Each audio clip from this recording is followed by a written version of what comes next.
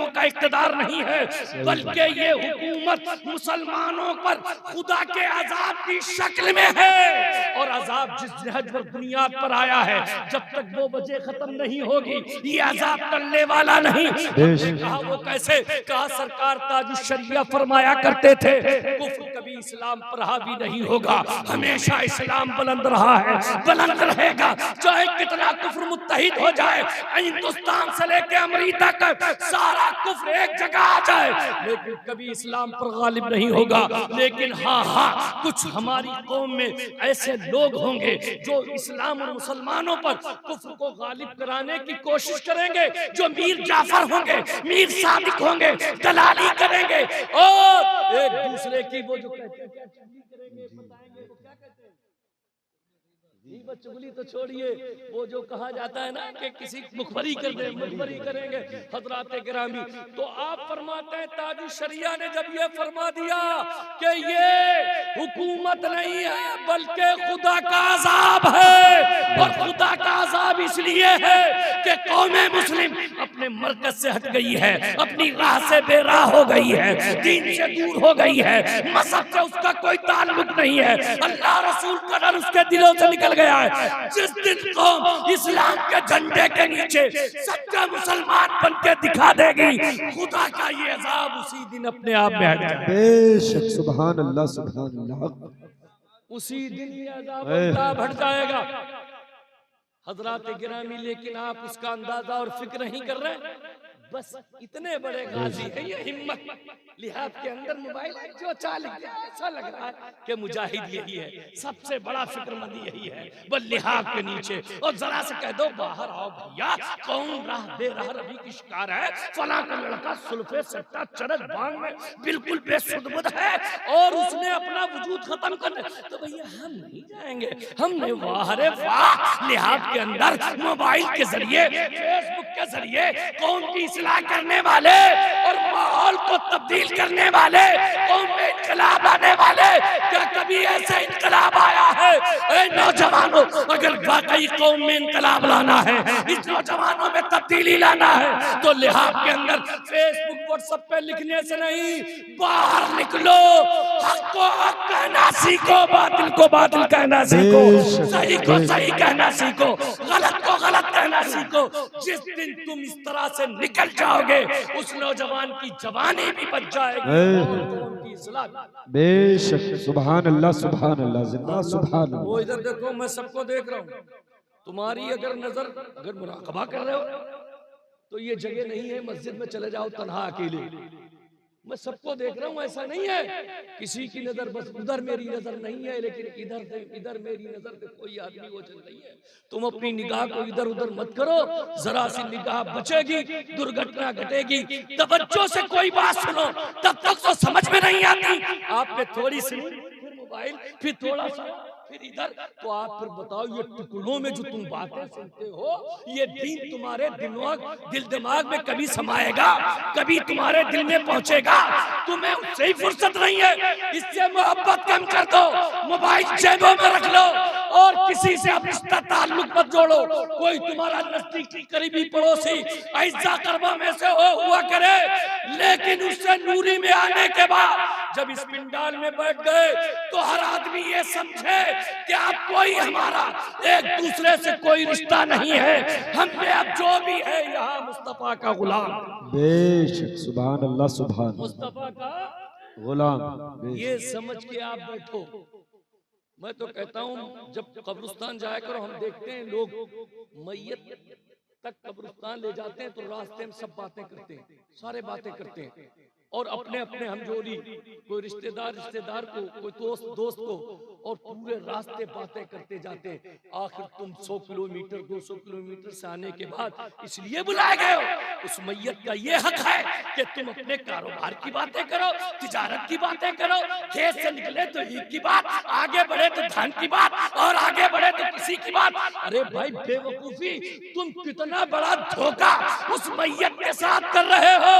जब कब्रिस्तानों में मैयत के साथ जाओ तो अपने दोस्त का साथ छोड़ दो, अपने ताल्लुकाती का साथ छोड़ दो, मिलने वाले से दूर रहो और पीछे पीछे मैयत के चलते चलते कलमा शरीफ पढ़ते रहो, दरूद शरीफ पढ़ते रहो।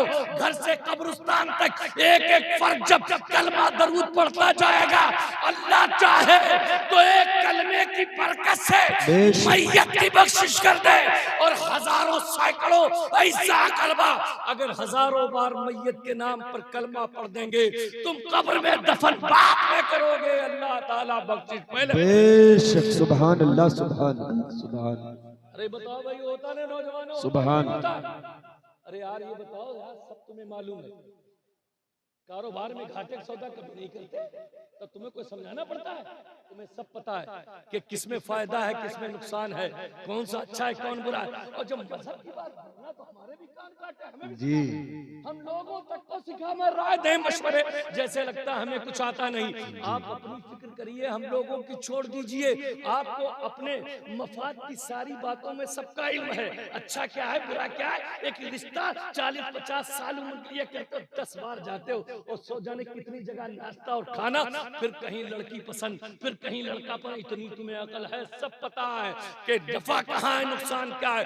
अरे दुनिया के तमाम तर मामलात में तुम्हारा दिमाग भी चलता है, दिल भी चलता है, फिक्र भी चलती है, सोच भी चलती है, लेकिन जब मजहब और दीन की बात आ जाती है तो हमें तो पता ही नहीं, इतने भोले बन जाते हैं जैसे लग रहा है नहीं कुछ पता ही नहीं है।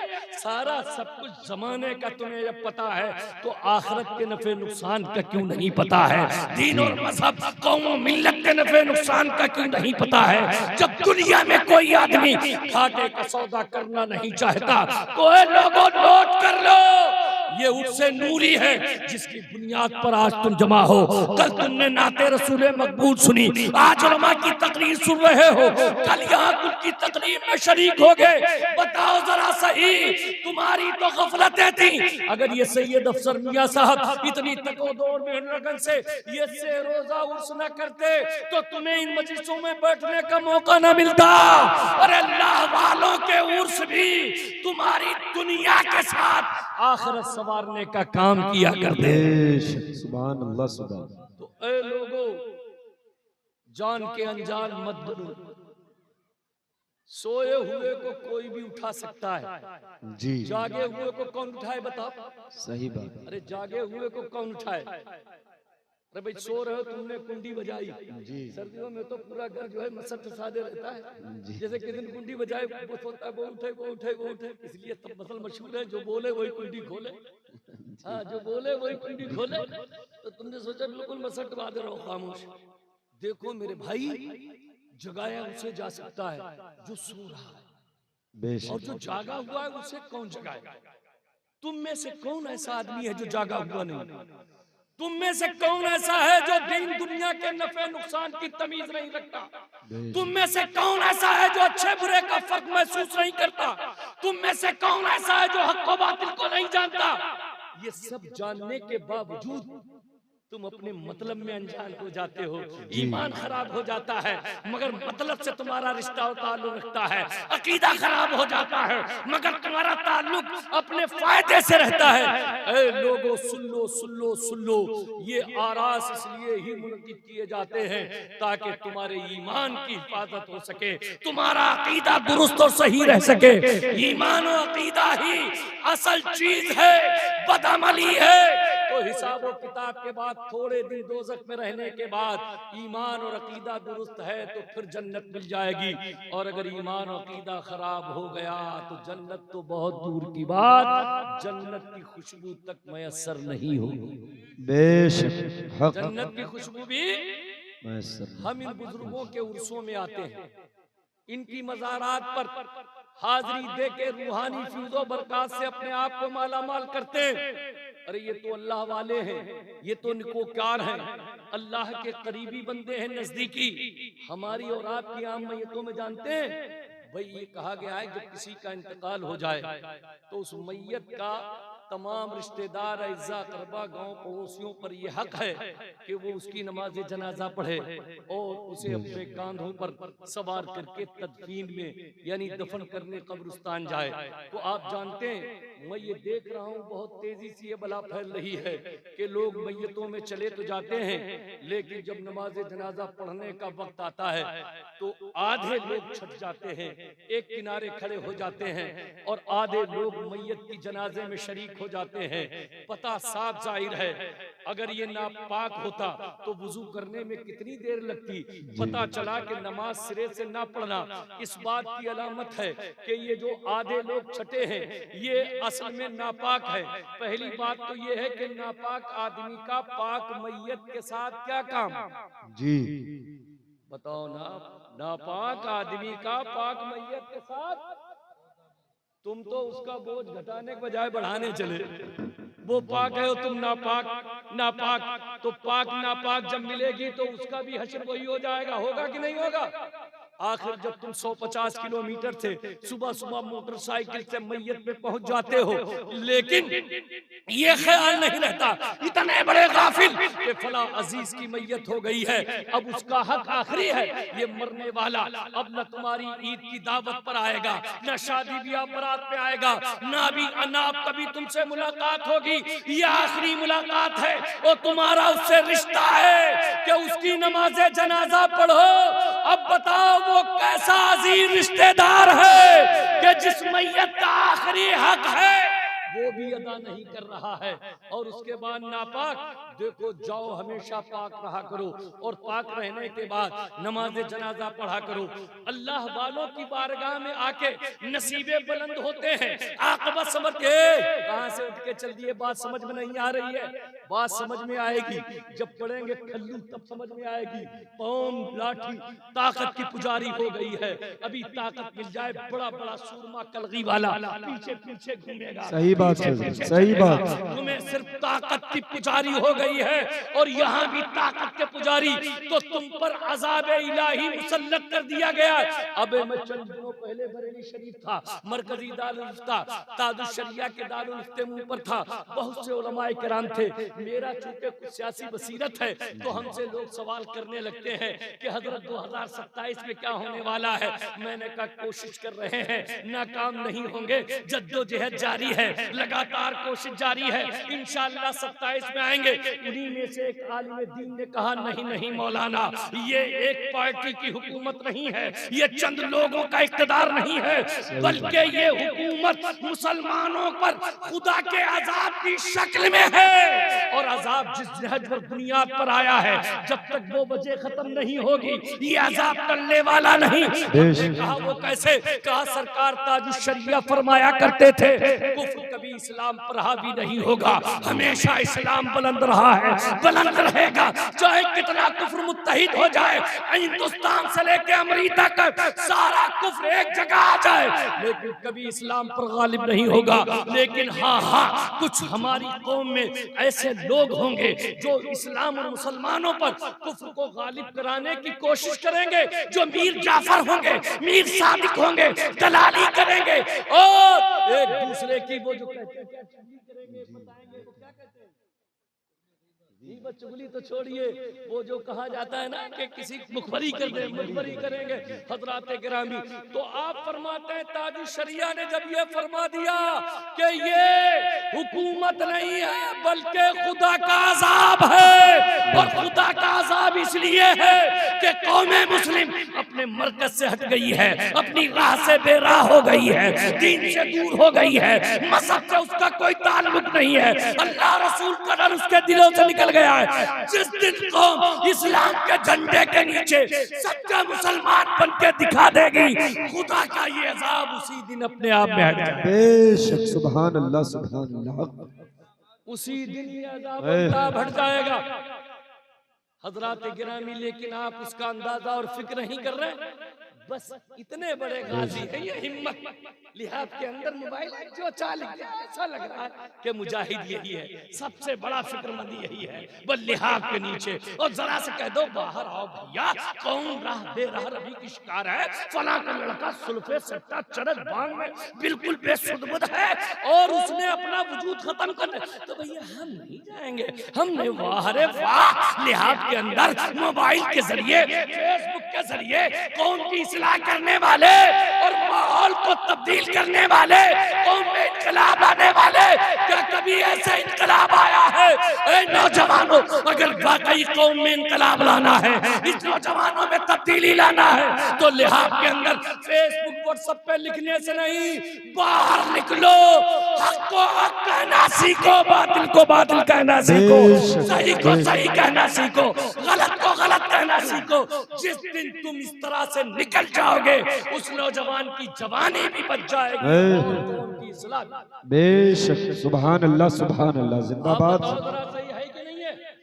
एक मामूली आदमी कर रहा है कि बुरा ना मान जाए, बस इमाम साहब पर जोर है सबसे ज्यादा, बस कि इमाम साहब का तो बस चले मुसल्ले पर गिरेबान पकड़ ले, लेकिन इसके हवाला आया, तुम एक रिक्शे वाले थे, तांगे वाले थे, पान वाले थे, खोंचे वाले थे, ऊंची आवाज में बोल नहीं सकते, ये है आपकी जुर्रत। तो मेरे प्यारे भाइयों, हमें और आपको सोचना पड़ेगा कि सबसे ज्यादा ताकत वहां है जहां मजहब की इशाअत है, दीन का फरोग है, मसलब और मशरब की बका है।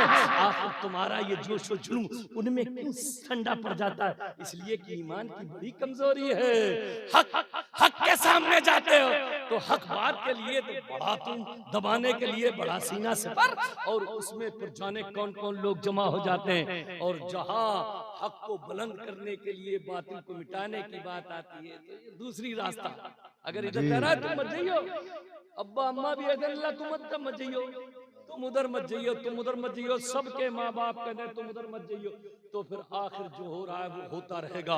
ऐ नौजवानों, मेरी बातों को नक्श कर लो, सुन लो, तुम उससे नूरी में आए हो, बुजुर्गों की बारगाह में आए हो। इस्लाम तो एक ऐसा सीधा सच्चा मजहब है कि खुदा की कसम उसे फॉलो करना, उस पर अमल करना जितना आसान है उतना आसान दूसरे तमाम तर मज़ाहिब में नहीं है। इसलिए कि आप जानते हैं आस्था की डुबकी कहाँ लगती है और फिर कहाँ से कहाँ आदमी पहुंचता है। एक डुबकी लगाने के लिए महाराष्ट्र हो, कर्नाटक हो, उड़ीसा हो और तमाम विदेश के ममालिक से बस उसी जगह लगेगी डुबकी, वहीं से तुम्हारा पाप पुण्य में बदलेगा। लेकिन इस्लाम तो वो मजहब है कि जब शबे बारात आई तो रहमत का शामियाना लेकर जिस तरह से मक्के मदीने पर आई, उसी तरह से सुखटिया और ढेरम की सरजमीन पर भी आई, अमेरिका अमरिया सुतारगंज की सरजमीन पर भी आई। तुमको इस्लाम ने ये नहीं कहा कि परेशान हो, अपने आप को संकट में डालो, 300 किलोमीटर जाम में फंसे रहो और अपनी जान को जोखिम में डालो। शबे बारात आई गुनाहों की तलाफी के लिए, बख्शिश और निजात के लिए, बस तुम्हें अपने घर से भर मस्जिदों की तरफ जाना है, शब्बेदारी करके जिंदगी के सारे गुनाहों को माफ। तो बताओ इस्लाम कितना सस्ता मजहब है, आसान और सरल मजहब है कि नहीं? लेकिन उसके बावजूद हम उस पर अमल नहीं कर पा रहे, हम नहीं कर पा रहे। अच्छा ये बताओ, मैं आपसे पूछूं कौन सी तदबीर करूं, कौन सा वो सबील और रास्ता निकालूं? इतने लोग हैं, बताओ जरा, बता देखते हैं कि कौम हमारी सोचती क्या है। जो हालात है जिसे देखो वो कहता है बड़े बुरे हालात। इसका मतलब ये नहीं कि मैं ये महसूस नहीं करता हूँ कि बहुत बुरे हालात। मियाँ से पूछो कहेंगे बहुत बुरे हालात, मौलाना तारिक साहब से पूछो बहुत बुरे हालात, हाफिज महफूज साहब से पूछो बहुत बुरे हालात। चलो ये पढ़े लिखे लोग हैं, यूनिवर्सिटी कॉलेजेस में चले जाओ, प्रोफेसरान हजरात से पूछो कहेंगे बहुत बुरे हालात, डॉक्टर मास्टर इंजीनियर से पूछो कहेंगे बहुत बुरे हालात। चलो हम ये सोचते हैं ये पढ़े लिखे लोग हैं, इनकी हालात पर दस्तरस है, पहुंच है, ये कह रहे हैं बहुत बुरे हालात। लेकिन अब नीचे आ जाओ, किसी तांगे वाले के तांगे पर बैठो और पूछो बताओ मुसलमानों के हालात क्या है, तो तांगा चला रहा तो कह रहा है बहुत बुरे हालात हैं। तांगा जब पान के खोखे पर रुका, पान लगाया और खाया, बताओ क्या हालात है? पान खोखे वाला बहुत बुरे हालात है। हम रिक्शे बैठे, कहा बहुत बुरे हालात है। पैदल पैदल चले, कहा बहुत बुरे हालात है। किसान से पूछा बहुत बुरे हालात है, मजदूर से पूछा बहुत बुरे हालात है। पता ये चला कि इन बुरे हालात का एहसास सिर्फ यहीं पर नहीं, यहाँ से वहां तक है। फिर जब बुरे हालात हैं, किस चीज का इंतजार कर रहे हो? आसमान से कोई आएगा जो तुम्हारे हालात को बदलेगा, इधर दाएं बाएं से कोई आएगा जो तुम्हारे माहौल को बदलेगा। खुदा ने आज तक उस कौम की हालत नहीं बदली जिसे एहसास ना हो अपनी हालत के बदलने का। आसमान से अब कोई हाल बदलने वाला नहीं आएगा। तुम्हीं में से नौजवानों उठो, एक समूह बनाओ और तहैया करो कि जब तक कि हम अपने गांव के हालात को बदल नहीं देंगे, चैन की सांस नहीं लेंगे। जिस दिन तुमने चाहा इंशाअल्लाह तुम भी बदलोगे तुम्हारे गांव के हालात। बेशक बेशक, सुभान अल्लाह, बताओ सुभान बदलेंगे नहीं बदलेंगे? बेशक। तकलीफ तो है। समेट लो समेट लो समेट ले समेट लो। दुकान तो आप नहीं समझ रहे हो, उठ के चले जाइए, घूम फिर के फिर आ जाइए। आप पढ़े लिखे सही आदमी लग रहे हैं, मशवरा भी हम नेकी देते हैं, क्योंकि ये बेअदबी है।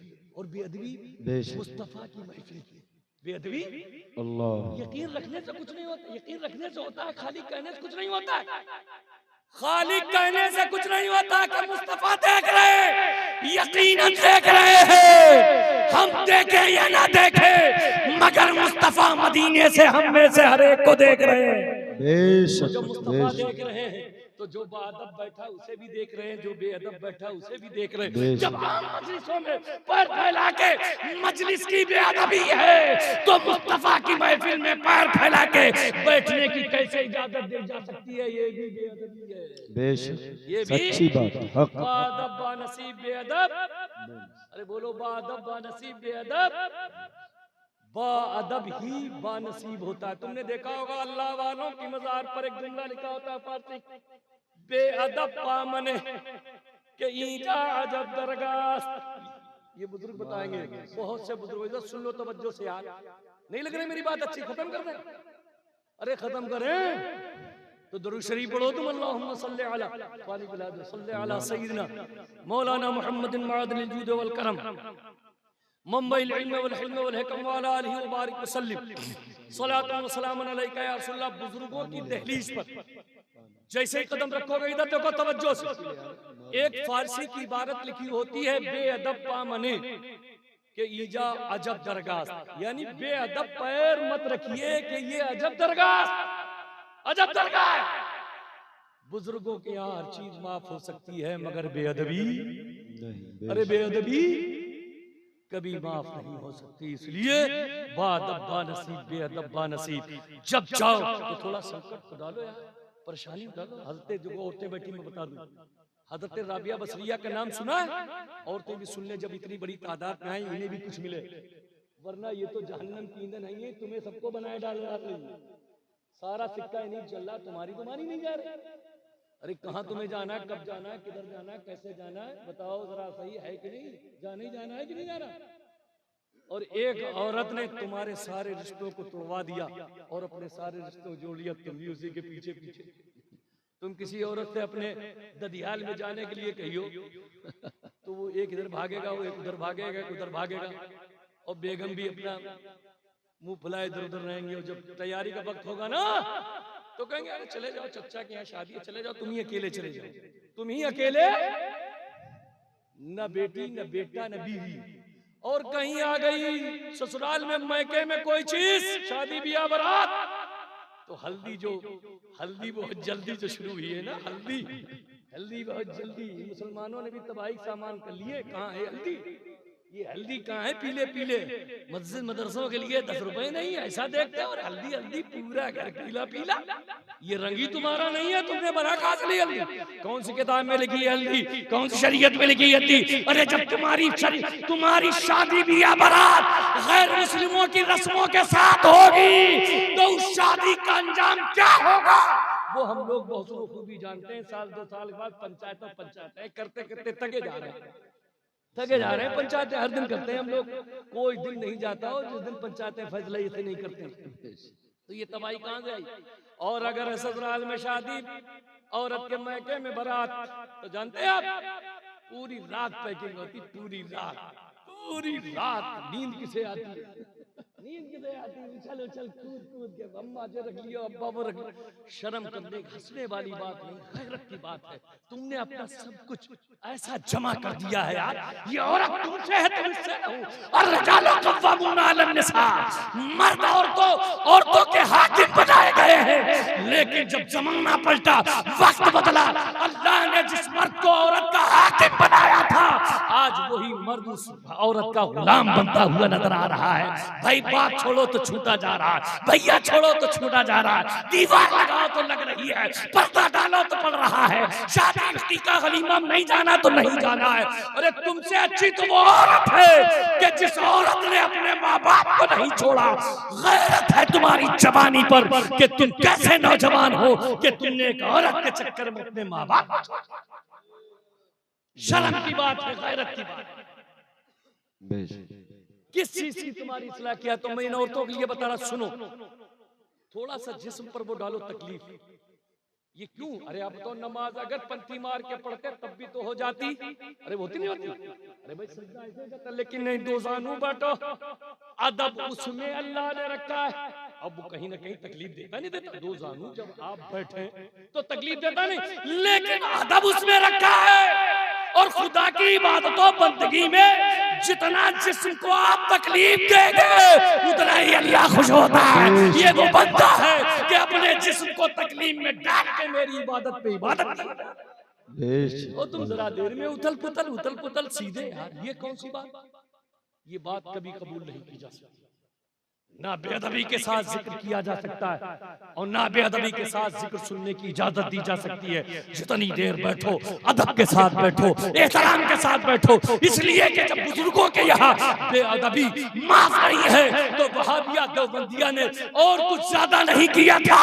उनके पास दाढ़ियां भी है और अमामे भी है, मुसल्ले भी है, तस्बीह भी है, रुकू भी है, सजदे भी है, लेकिन मुस्तफा का अदब नहीं था तो उन्हें हमेशा के लिए ईमान से बाहर कर दिया। बेशक नारे तकबीर, नारे रिसालत, मसलके आला हजरत और से नूरी, सरजमीने सुकटिया, अराकीने कमेटी, उलमाए अहले सुन्नत, नारे तकबीर।